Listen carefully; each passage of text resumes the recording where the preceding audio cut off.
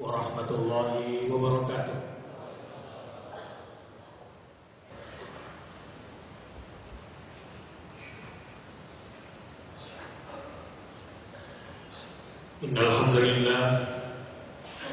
Innal hamdalillah nahmaduhu wa nasta'inuhu wa nastaghfiruh wa na'udzu billahi min shururi anfusina wa min sayyiati a'malina. May yahdihillahu fala mudilla lahu wa may yudlil fala hadiya lahu. Asyhadu an la ilaha illallah wa asyhadu anna Muhammadar Rasulullah.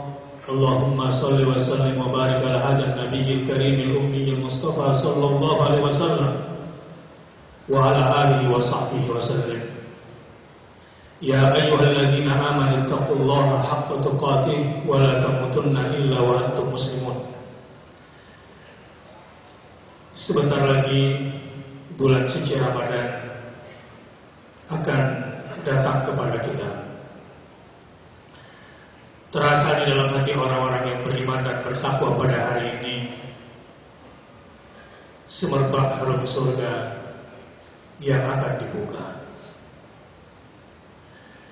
Telah bersiap-siap orang beriman dan bertakwa pada saat ini untuk sungguh-sungguh meninggalkan berbagai macam bentuk maksiat, agar menjadi bagian yang mendapat pengampunan segala dosa-dosa di bulan suci yang sangat dinanti-nanti ini. Pesan takwa yang paling penting untuk khatib sampaikan pada hari ini adalah sebaik-baik bekal memasuki bulan Ramadan adalah iman.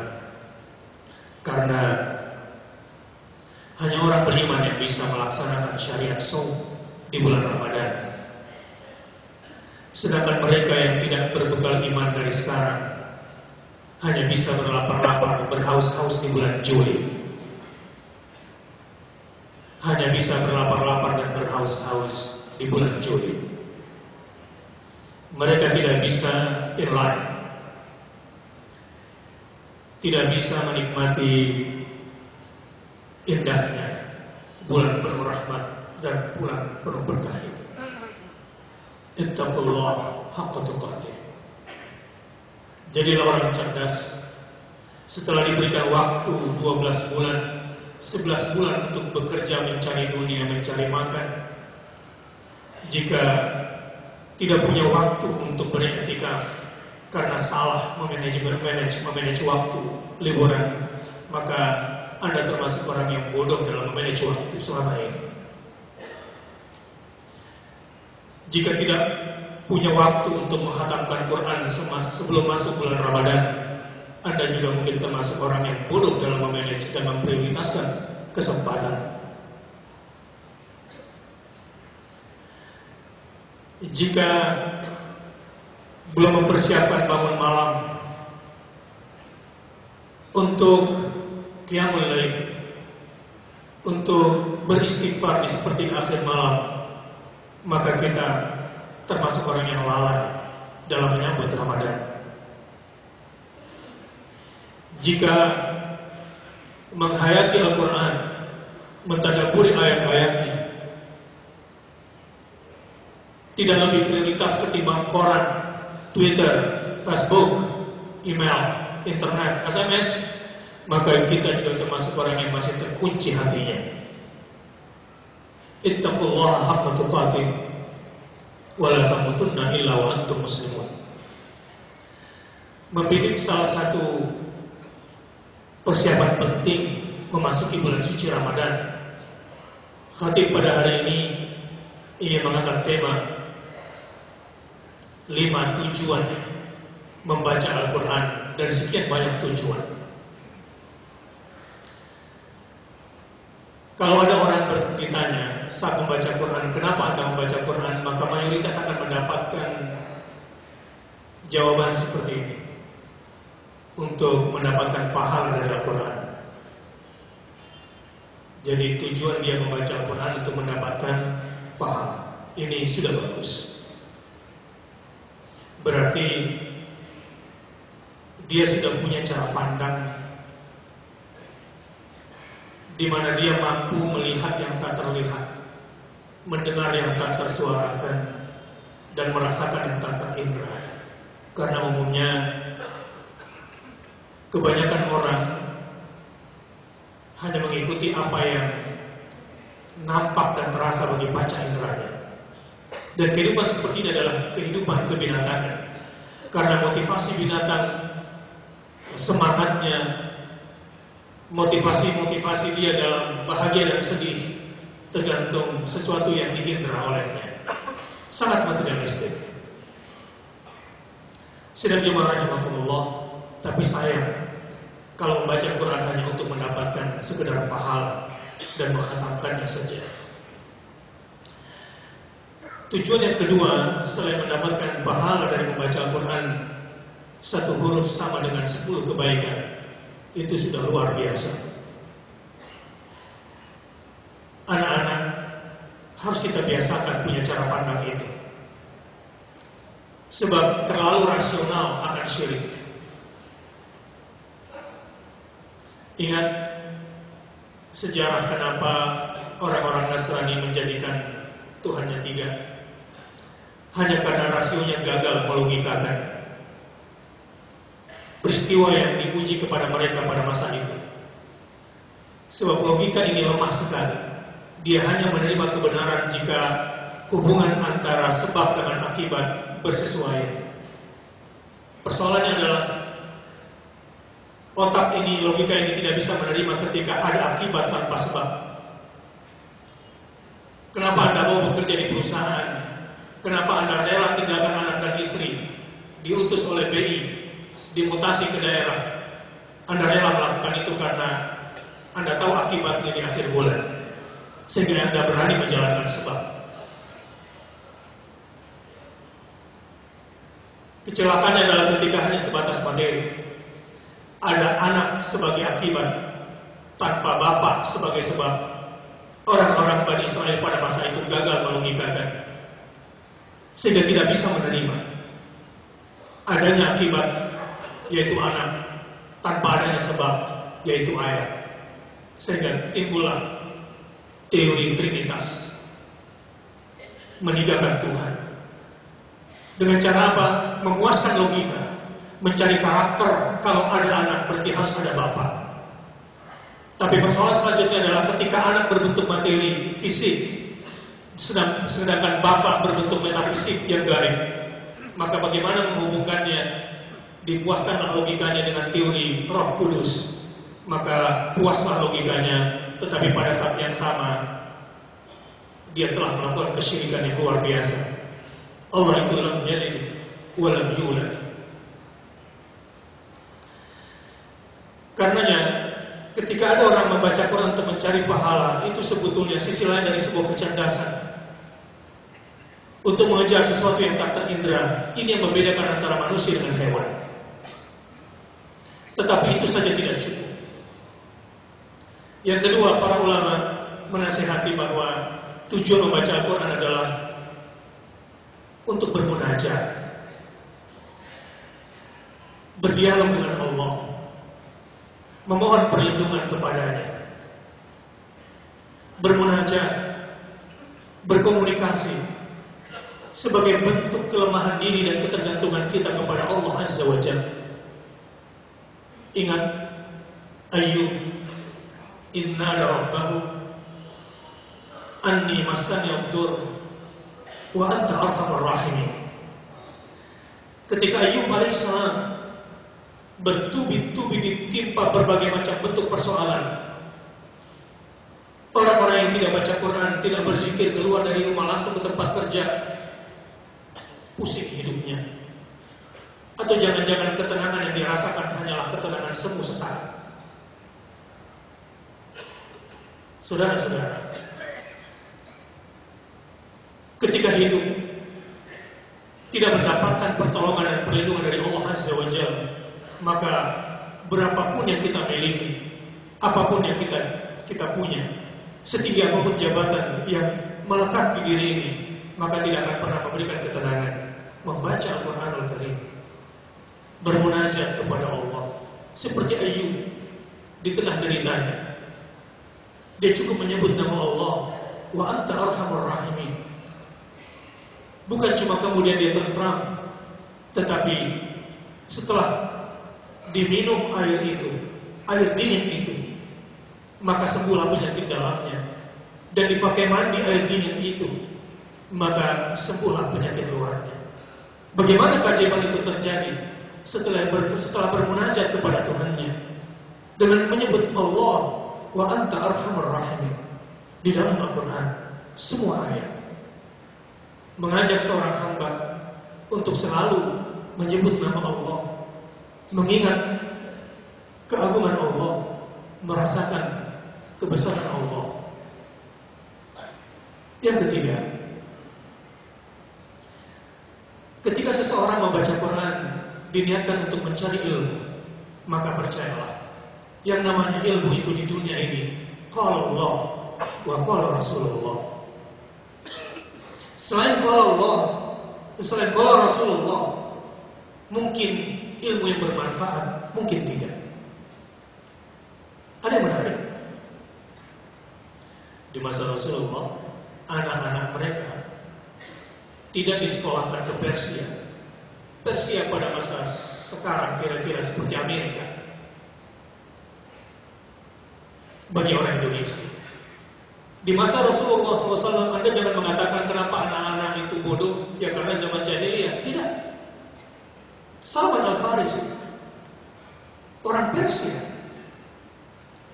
yang datang ke Indonesia seperti barangkali kalau ada orang Amerika masuk Islam di Indonesia, sangat terhormat dan lebih bangga menjadi keluarga Rasulullah SAW ketimbang menjadi orang Persia. Dan Rasulullah SAW tidak mengajarkan anak-anak mereka dengan para sahabatnya ke Persia dengan ilmu Persia. Dulu di masa Rasulullah, adik kuasa yang kedua adalah Romawi. Kalau sekarang bagi orang Indonesia kira-kira Europe. Dia tidak mengirimkan anak-anak mereka ke Eropa, karena bukan di sana sumber ilmu itu.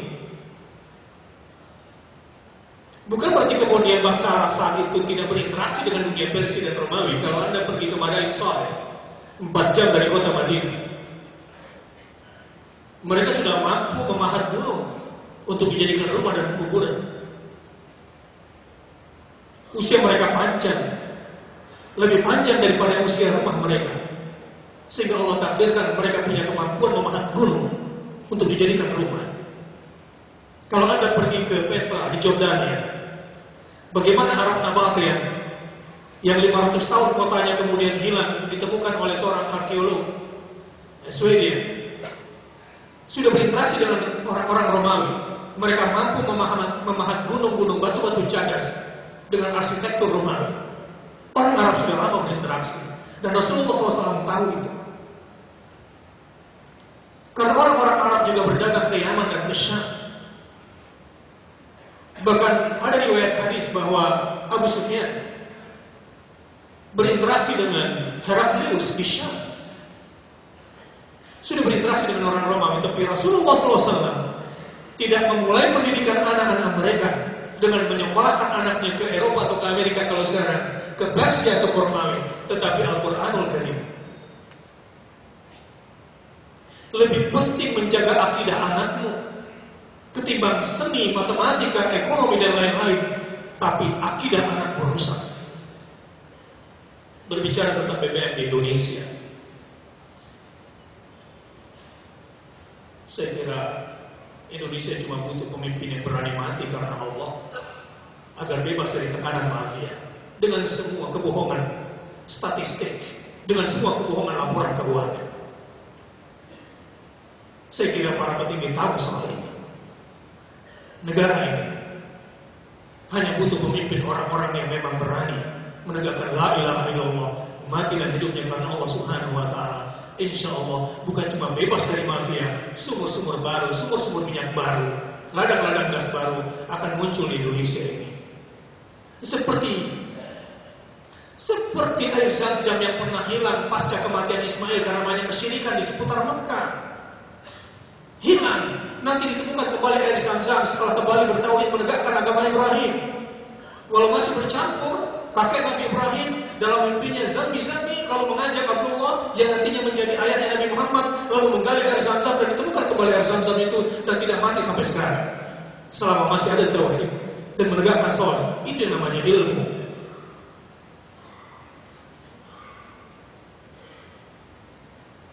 Jadi kalau kita membaca Quran, niatnya untuk mendapatkan ilmu, akan terbuka sumber-sumber ilmu dari Al-Quran. Saya Bakhtiar Nasir ingin mati jadi guru ngaji sampai mati.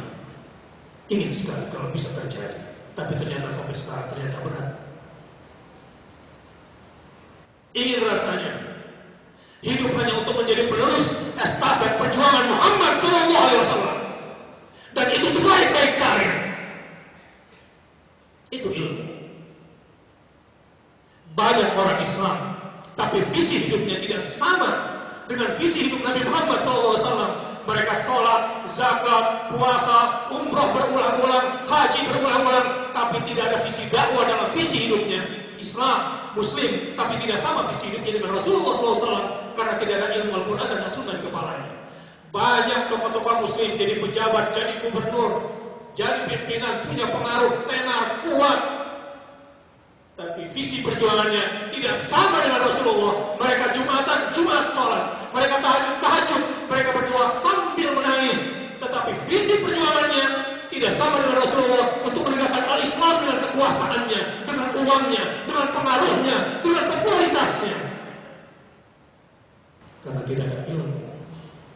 Kalau Allah, maka Rasulullah.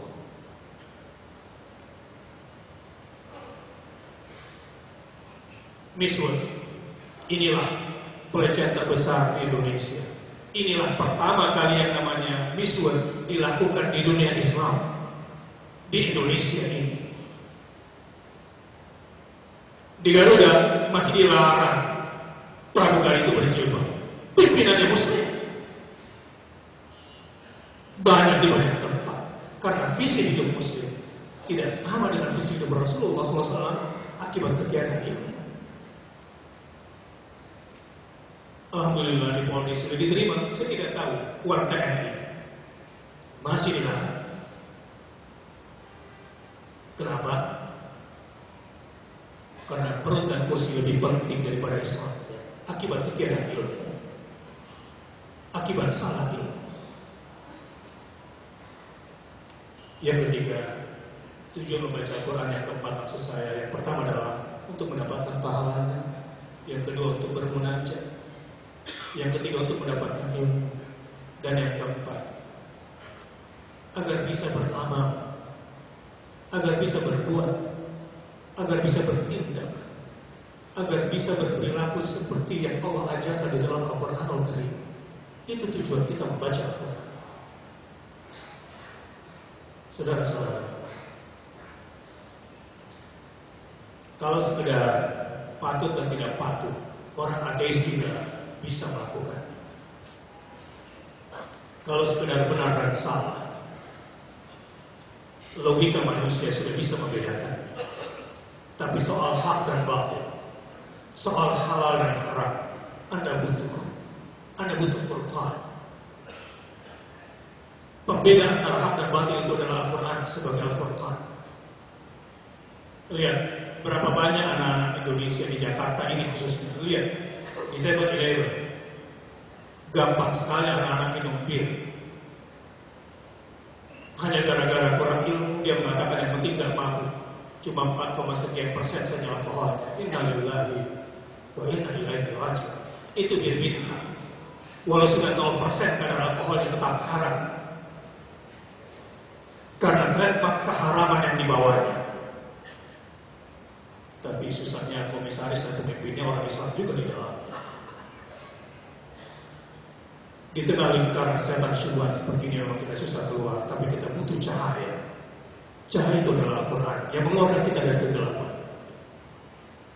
Di tengah kering area kita butuh furqan. Butuh furqan.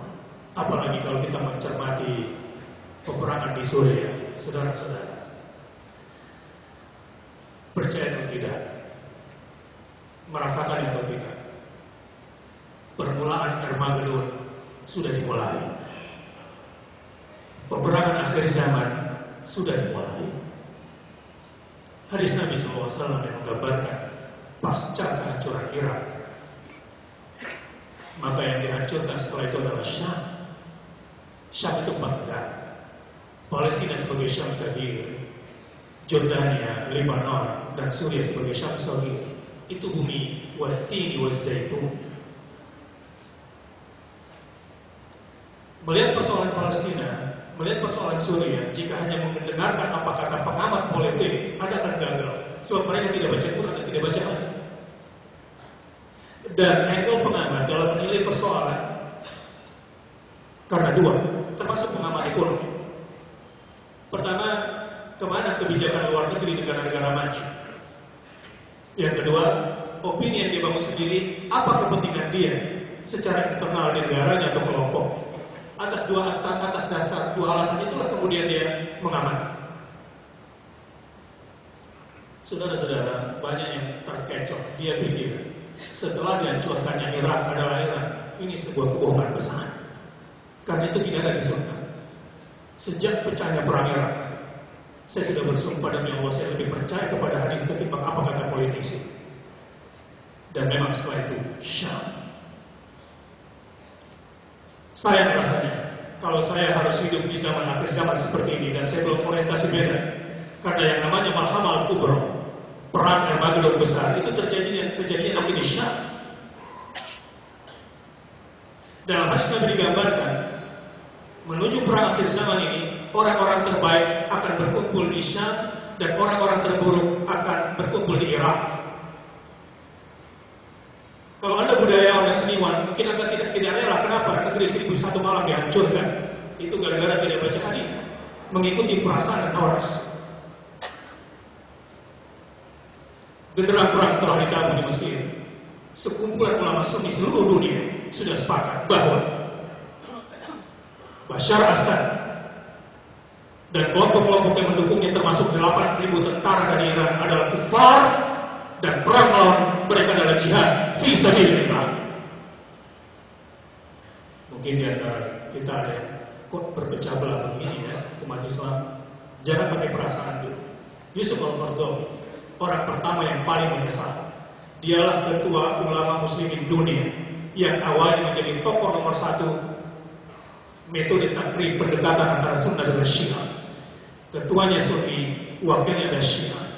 Yusuf Qaradawi, orang yang pernah salah menilai dan ikut mencaci maki Wahabi misalnya. Saya orang Indonesia, tidak punya kepentingan dengan semua istilah.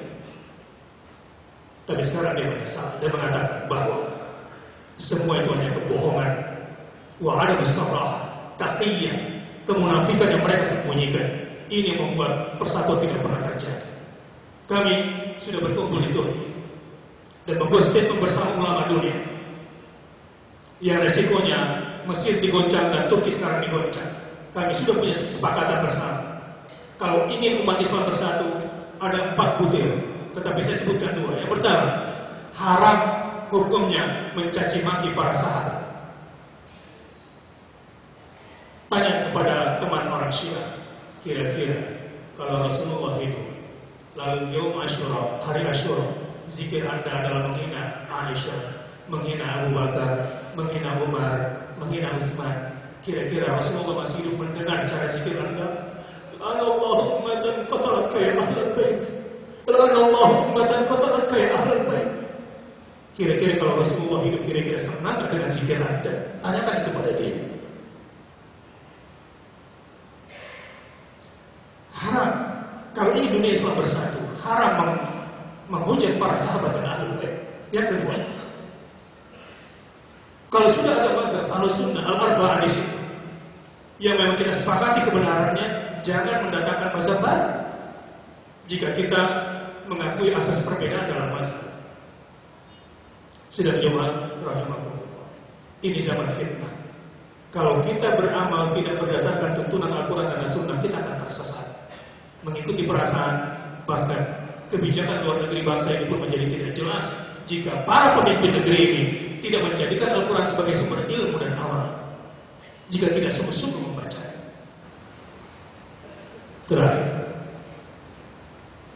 yang kelima, tujuan kita membaca Quran adalah untuk istighfar, agar kita bisa sembuh dari berbagai macam penyakit yang paling fundamental, terutama penyakit-penyakit di hati, syirik, nifaq, riya, fusuq, hasad atau dengki, dan seterusnya, yang membuat hidup menjadi lelah. Orang-orang yang membaca Quran dengan niat untuk mendapatkan kesembuhan dari Allah Azza wa Jalla, saudara-saudara, kalau sekarang ada di antara Anda kesurupan, lalu saya ruqyah dia, saya kira 10 menit selesai dan keluar izin. Tapi persoalannya adalah bagaimana mengobati orang yang kesetanan bertahun-tahun di kepalanya. Kesetanan karena doktrin yang salah dalam keyakinan. Dengan membaca Al-Quran, virus liberalisme, virus sekularisme,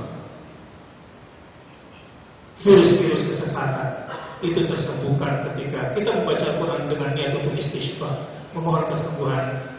Insya Allah kita akan direformat kembali kepada sesuatu yang hak dan halal.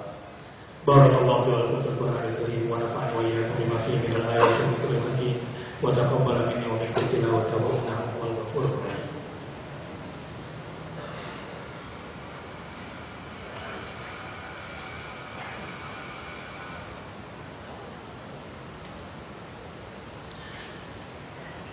Alhamdulillah wa kafa, wassalatu wassalamu ala nabiyil mustafa wa ala alihi wa sahbihi wa man tabi'ahu ila yaumil wafa.